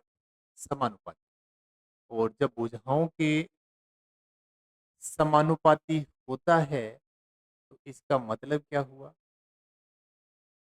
कि ये जो है पी क्यू आर त्रिभुज, इस त्रिभुज त्रिभुज की भुजा ये लेके त्रिभुज बनाएंगे तो उससे निरूपित किया जा सकता है, यानी इन भुजाओं से त्रिभुज बनेगा, हम ये कह सकते हैं। संतुलन की अवस्था दी हुई है, ठीक है। तो यहाँ इतना ध्यान में रख लेंगे, तो ये 4 अच्छे रिजल्ट हैं, ठीक है, निकालने भी हैं। और अच्छा, बुक है सबके पास? जिसके पास है ना, तो आप क्या करोगे, उसकी जो पीडीएफ बना के ग्रुप में शेयर कर देना। वैसे तो मैं क्वेश्चन तो सोल्व करवा रहा हूँ, मैं पीडीएफ भी भेज रहा हूँ और मैं ही भेज दूंगा, कोई दिक्कत नहीं है। तो वो क्वेश्चन आपको वो ही सोल्व करने, ज्यादा यहाँ प्रैक्टिस के लिए और क्वेश्चन भी हम सोल्व करेंगे क्योंकि इसमें से क्वेश्चन आता है। बाकी में बहुत जो बड़े क्वेश्चन है उनको नहीं करना है, इस चीज का ध्यान रखें। जो आराम से सिंपल सिंपल तरीके से हो रहे हैं, इंपॉर्टेंट क्वेश्चन है, स्टैंडर्ड क्वेश्चन है, उनको सोल्व करेंगे।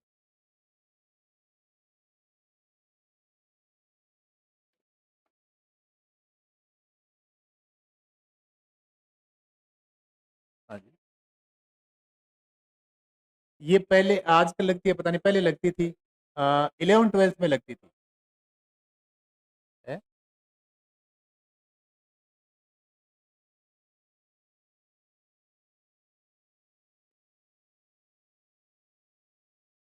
सेकेंड ईयर में तो हाई लेवल की होगी आई थिंक।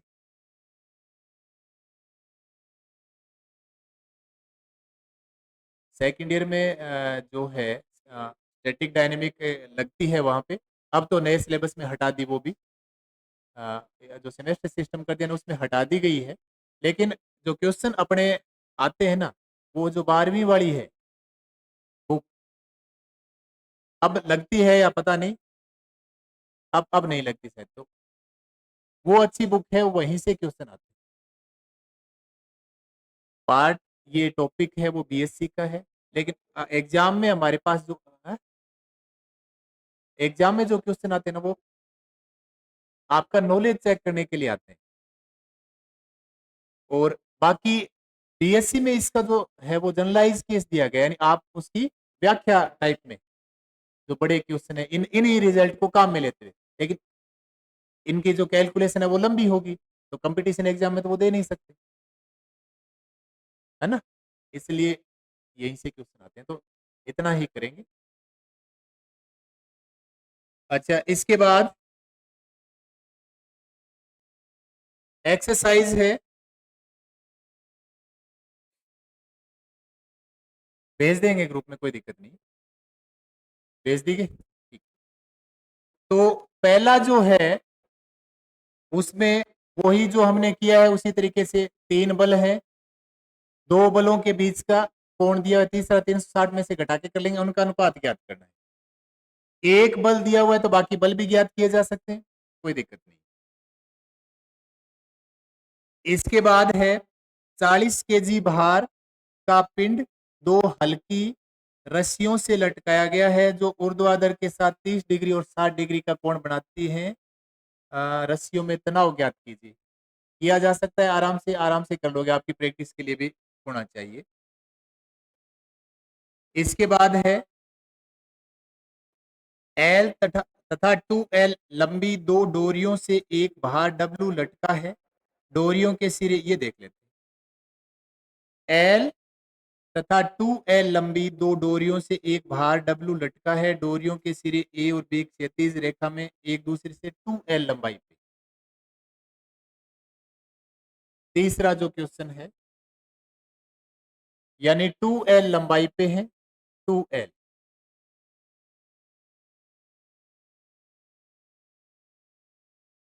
ABC, इसकी लंबाई L है, इसकी 2L है, इस तरीके से दिया हुआ है। W बाहर लटका हुआ है यहां, डोरियों में तनाव ज्ञात करना है।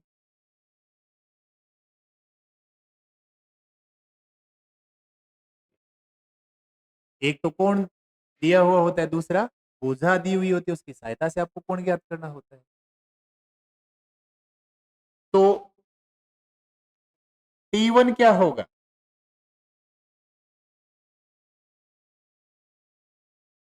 T1 बटे कोस बी, T2 बटे कोस ए, और W साइन सी। ठीक है, तो यहां से T1 इक्वल टू हो जाएगा W कोस बी बटे साइन सी।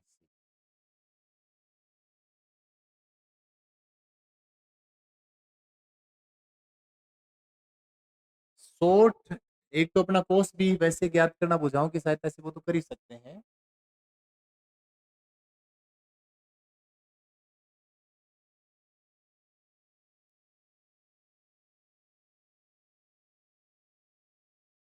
और शॉर्ट कैसे हो सकता है?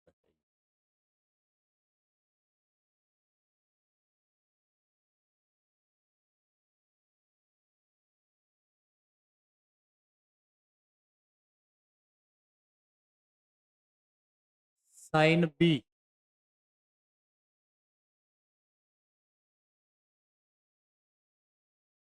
इसको तो हम ये लिख सकते हैं W into cos B.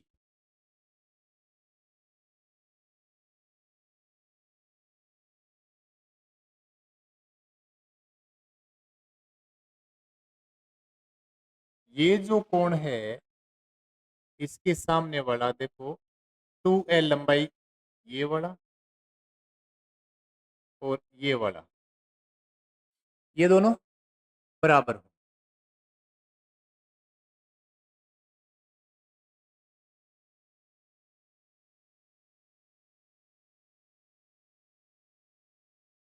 Sign सी को भी हम कोस में चेंज करें,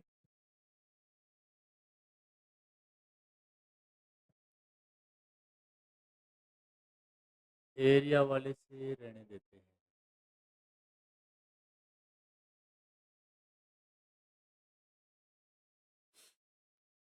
कोस बी को तो हम लिखें पहले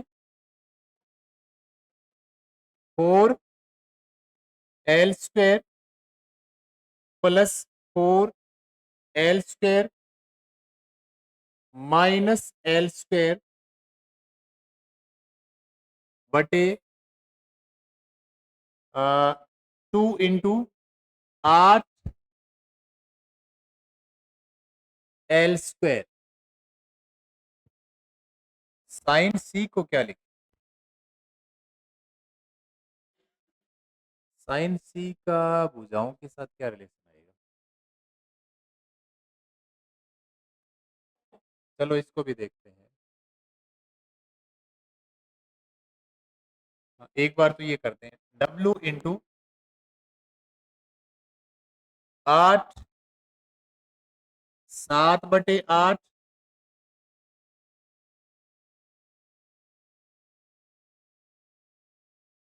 sign C.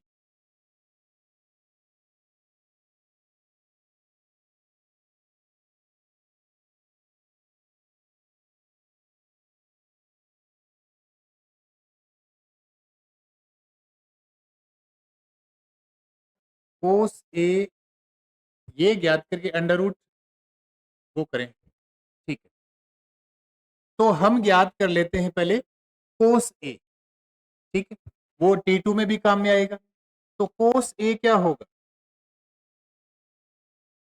Cos A equal to ए के साथ है तो एल तो कटना ही है, 4 इसका वर्ग हो गया 1 माइनस सामने वाला 4 बटे 2 इंटू ये और ये, तो ये हो गए अपने पास 4 से 4 1/4। तो साइन ए कितना हो जाएगा?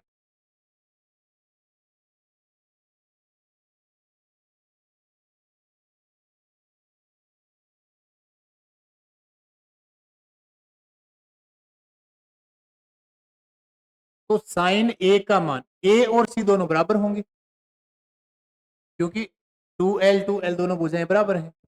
तो यहां से W × 7/8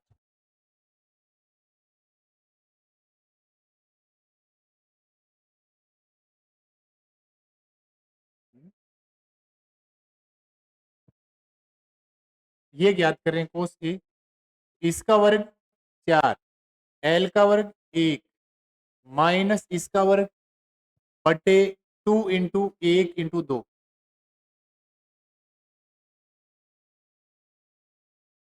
2 इंटू 2 इंटू 1, 2AB है ना।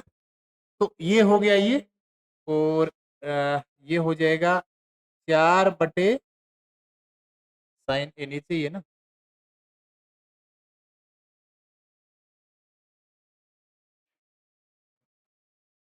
7/, एक तो ये आएगा, और T2 क्या होगा? T2 हो जाएगा W × कोस ए का मान 1/4 और इंटू वही सेम आएगा। उल्टा तो नहीं रख दिया ना, साइन साइन सी बटे में था, ठीक है। तो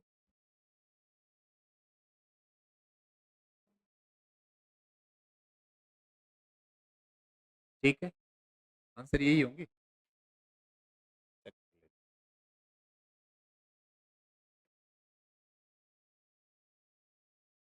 7, ठीक है। तो अगर भुजाएं दी हुई हैं तो इस तरीके से, कोस का तो हमें पता है किस तरीके से ज्ञात करते हैं, और साइन ज्ञात करना हो तो कोस का मान ज्ञात कर लो और 1 माइनस वो साइन और कोस में रिलेशन होता ही है, उसकी सहायता से मान पुट करो।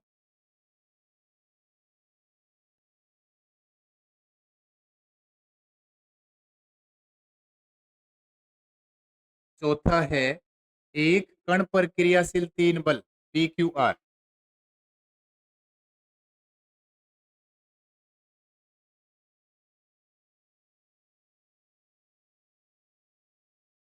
साम्यावस्था में है यदि P तथा Q के बीच का कोण P तथा R के बीच के कोण का दुगुना है। P और R के बीच अगर अल्फा माने तो P तथा Q के बीच में 2 अल्फा। और ये हो जाएगा 2 पाई माइनस 3 अल्फा। ठीक है, साम्य अवस्था में है, रिलेशन ज्ञात करना है, और ये जो भी है इसको प्रूफ करना, ये मैं लिख देता हूँ एक बार।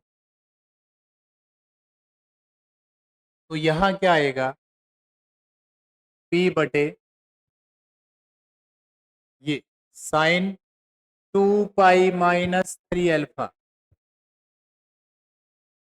Sign 2 pi minus 3 alpha Q बटे साइन अल्फा R बटे साइन 2 अल्फा बराबर लेमडा टाइप कुछ मान। तो P इक्वल टू क्या आ जाएगा, P इक्वल टू माइनस में आएगा, माइनस साइन 3 अल्फा और क्यू आर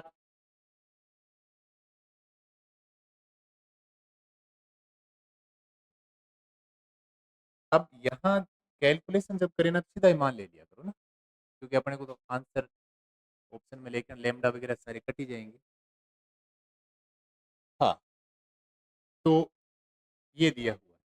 अब पी क्यू आर इनमें रिलेशन क्या होगा, तो आर स्क्वायर करना है, इसको हम क्या लिखेंगे, देखो आर को साइन 12 पे लेता हूँ, है ना, लेमडा वगैरह छोड़ देते हैं। तो यहां से साइन स्क्वायर 2 अल्फा, इसको हम क्या लिखेंगे, लिखते हैं 2 साइन अल्फा कोस अल्फा। तो 4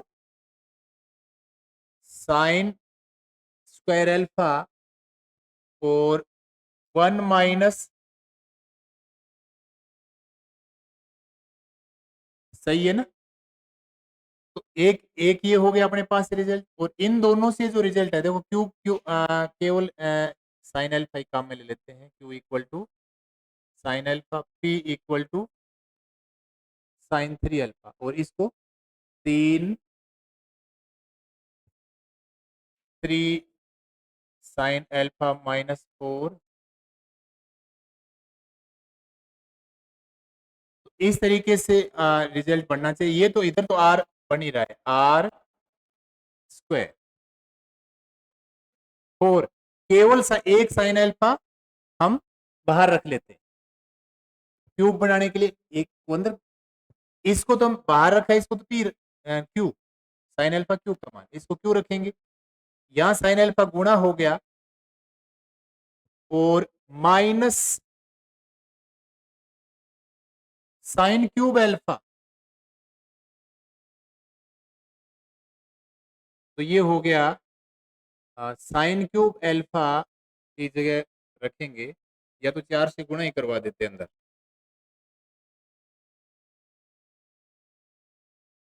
4 से गुणा करवा देते हैं, एक तो ये हो गया, और माइनस 4 साइन, तो ये हो जाएगा पी माइनस, तो माइनस की जगह रखें तो P minus Q,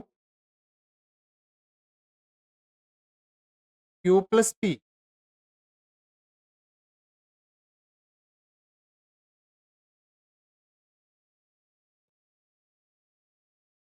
plus minus का मिस्टेक कर दिया अपन ने,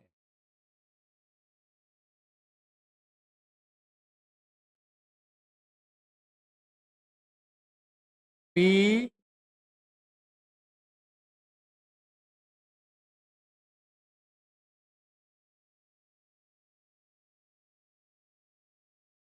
अच्छा, ये माइनस था ना,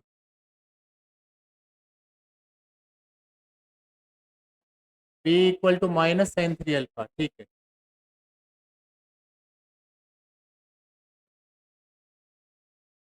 ये माइनस, तो ये 3 क्यू माइनस पी, 3 क्यू तो फिर ये ज्यादा हो जाएंगे, ये दोनों माइनस आने चाहिए। एक बार दोबारा देखते हैं, ये माइनस पी है। हाँ ठीक है, ये माइनस पी था ना, ये माइनस आएगा। R square equal to Q. अब देखो, आपके पास sine alpha, sine two alpha और साइन थ्री अल्फा इस तरीके के रिलेशन दिए हुए हो ना, तो उनमें रिलेशन इस अनुपात में दिए हो तो उनमें रिलेशन जो आएगा साइन टू अल्फा, बीच वाला जो है उसके वर्ग के रूप में लिखो, बाकी को एडजस्ट करो जब लिखना हो। Sign alpha, sine two alpha, sign three alpha अगर इस तरीके से आ जाए तो वर्ग करने का मतलब, क्योंकि हम बाकी में तो साइन के ही फॉर्मूले हैं, साइन टू अल्फा में कोस आ जाता है, कोस को हटाने के लिए या तो रूट में रखो, sine two sine alpha cos alpha, तो कोस अल्फा को क्या लिखेंगे, under root one minus sine square alpha, तो पहले से ही वर्ग कर लो, रूट हट जाएगा, फिर एडजस्ट कर लो। कर लोगे इसको तो?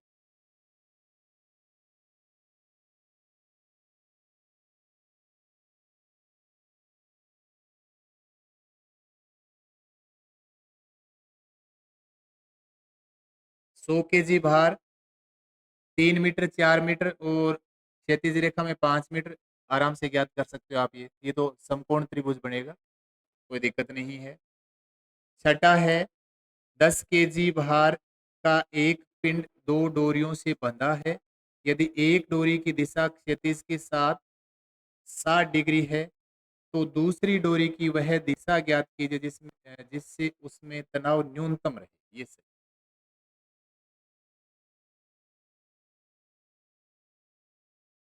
है।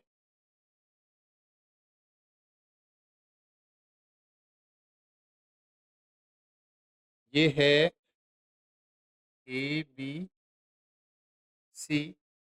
10 kg का भार है।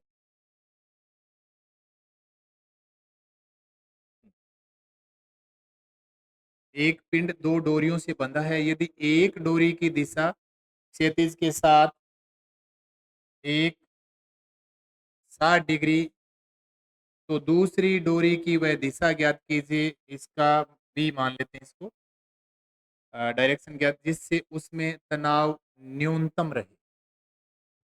ठीक है, इसमें T1 T2, तो T1 बटे आएगा कोस बी, T2 बटे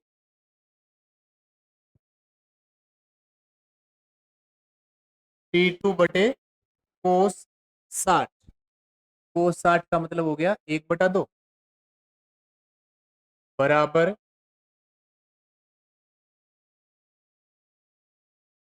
10। ये बी है तो ये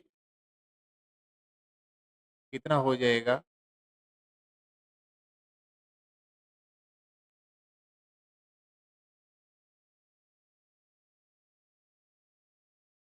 न्यूनतम हमें ज्ञात करना है। ये अपना हो जाएगा इस कोण का मान 180 माइनस 60 प्लस बी। ठीक है, तो वापस साइन में आ जाएगा, साइन 60 + बी।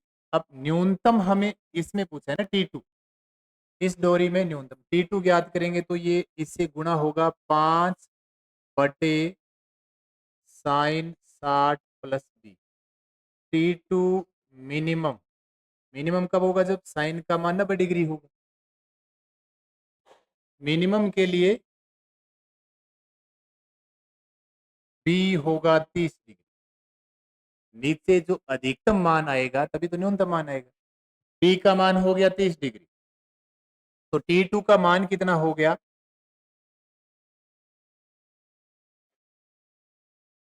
T1 क्या होगा, T1 10 बटे, ये तो बी का मान 30, 90 हो गया, एक हो गया, और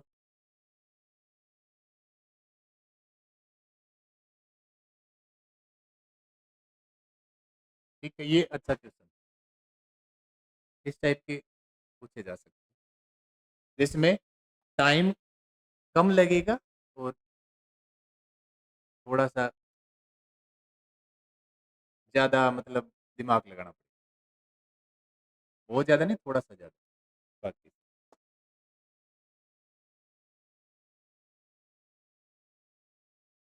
इसके बाद है सातवां, उसी तरीके का है, 21, 72 और 75 सेंटीमीटर, वो है जो मध्य बिंदु से गुजरे क्रिया रेखा, जो एक एग्जाम्पल हमने किया था उसी तरीके का हो गया ये।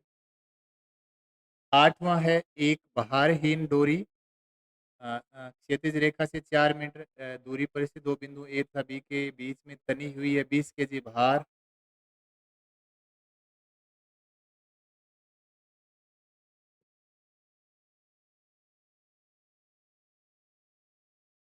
ए बी ये 4 है, ठीक है। तनी हुई डोरी है, इस पे 20 kg का भार मध्य बिंदु पे बांधेंगे तो 1/6 मीटर ये नीचे आ जाएगा, ये 4 मीटर।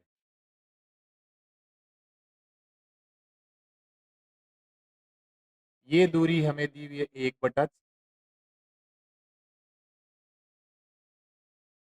20 kg भार है यहाँ, 20 kg भार है। डोरी में तनाव एक साइड ज्ञात कर लेंगे, किसी साइड ज्ञात, तो कोई दिक्कत नहीं, ठीक है। तो यहाँ भुजाएं दी हुई, भुजाओं की सहायता से कोण ज्ञात कर, तो ये 2 मीटर हो जाएगा, ये इनका कर्ण हो गया, भाई मध्य बिंदु पे बांधा गया है, मध्य बिंदु पे बांधा गया क्रिया रेखा लंबवत ही हो, ठीक है?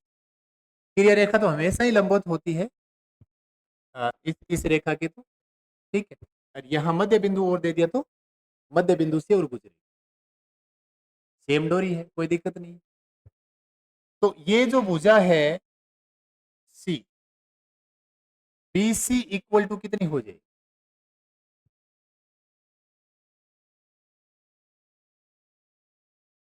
बी सी इक्वल टू, ये बल तो इनमें सेम ही काम करेंगे, T1 जो भी है, तो 2 का वर्ग हो गया 4, 1/36, 36 को 4 से मल्टीप्लाई करवाया, 144, 145/36, तो रूट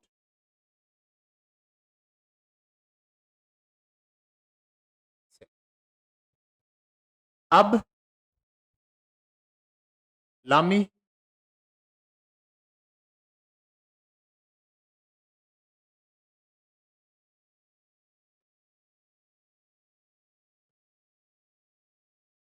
तो ये हो जाएगा T1/cos B,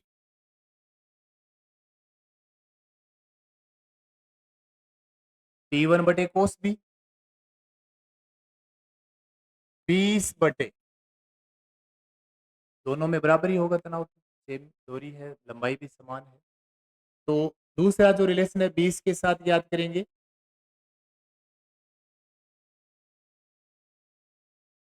साइन सी,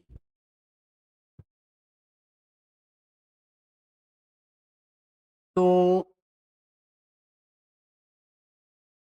साइन सी ये C/2 हो गया, 2 साइन कोस में चेंज कर लेते, है ना। T1 equal to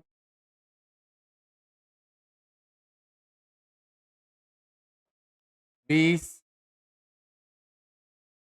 cos B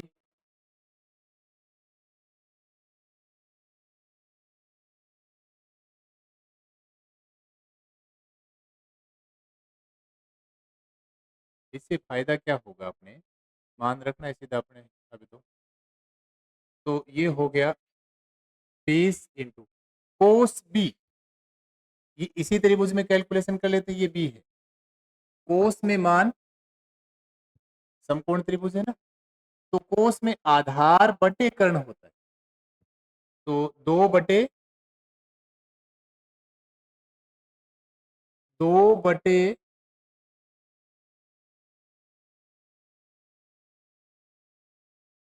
बटे 2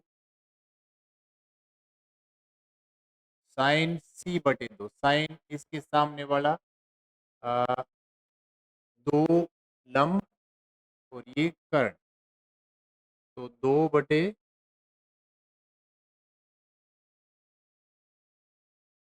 कोस सी बटा 2, 1/6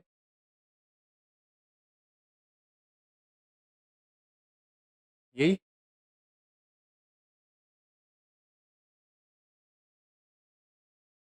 10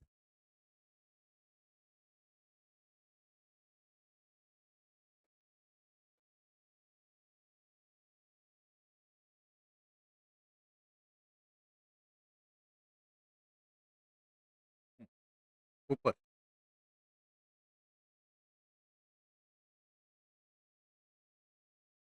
क्या सही है ये?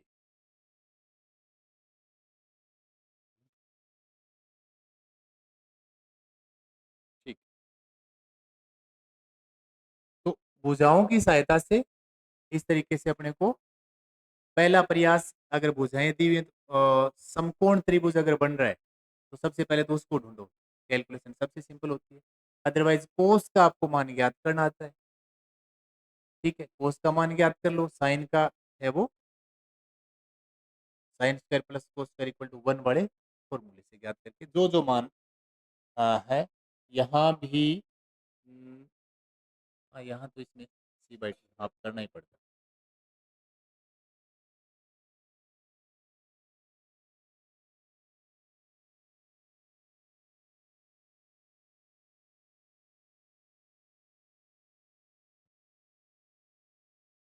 नो,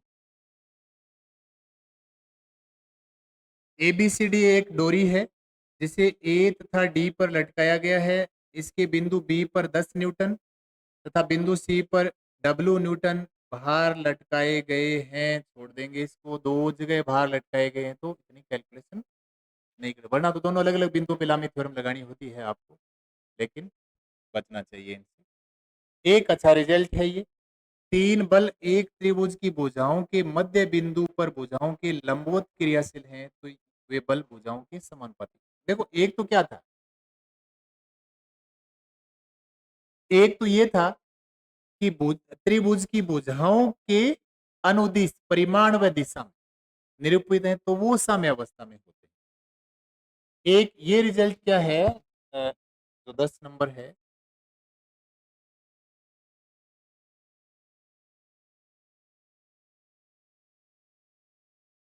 भुजाओं के मध्य बिंदु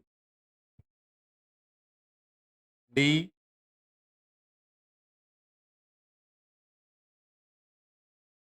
भुजाओं के मध्य बिंदु के लंबवत, इस तरीके अंदर की तरफ भी मान सकते हैं, बाहर की तरफ भी मान सकते हैं। मान लो यहाँ P है,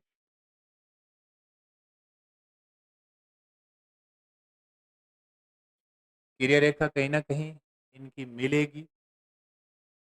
ठीक है, तो एक तो भुजाओं के मध्य बिंदु और लंबवत। मध्य बिंदु से तो हमें क्या मिलता है,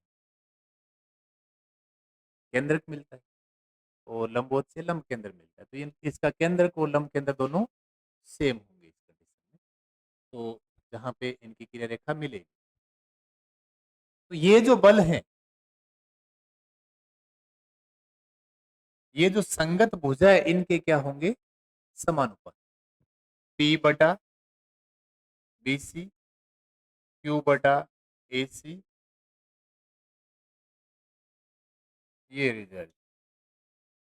एक तो भुजाओं के अनुदिश है, साम्य अवस्था में है, तो भी भुजाओं के समानुपाती ही होता है, परिमाण में उसी से निरूपित किया गया।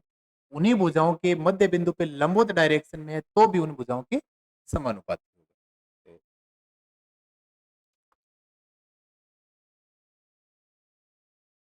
इसके बाद ऑब्जेक्टिव है, छोटे छोटे क्वेश्चन हैं, आराम से आप कर पाएंगे इनको। तीसरा जो है ABCDE,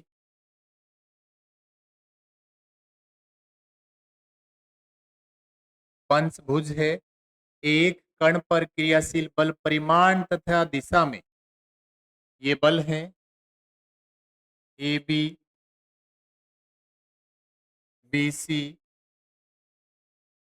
C D, 2 into D E, A D, A E, परिणामी ज्ञात करना। ठीक है, ये पंचभुज है, A B C D E, पहला है A B, B C, C D, D E, A D भी दिया हुआ है, और ए ए ई, इस तरीके। तो हमें इन सब का परिणामी ज्ञात करना है, सबका योग ज्ञात करना है। पहले देखो A B plus B C, तो A B plus B C क्या हो जाएगा, ए सी।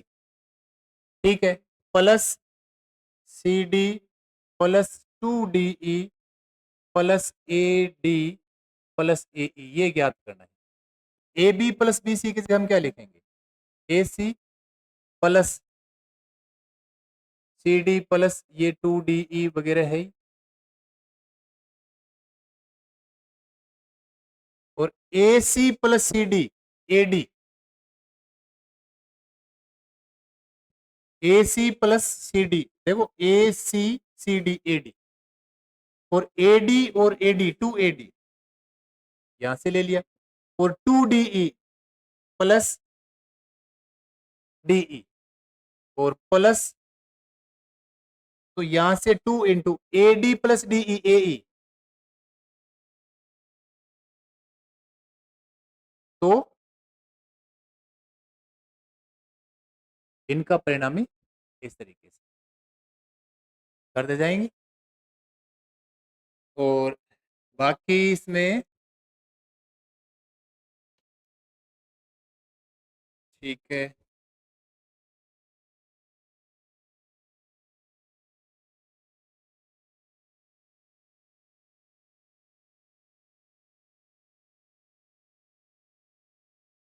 ठीक है। तो बाकी जो इसके जो क्वेश्चन है, चाहे वो ऑब्जेक्टिव टाइप के बचे हुए हैं, चाहे अपन ने कोई बीच में सिंपल क्वेश्चन छोड़ा होगा, तो आप उनकी प्रैक्टिस कर लेना। अब एक इसमें और बच गया अपना टॉपिक, लगभग 1.5 क्लास का है। एक क्लास कंप्लीट लें तो 2 क्लास का मान लो, 2 क्लास का टॉपिक।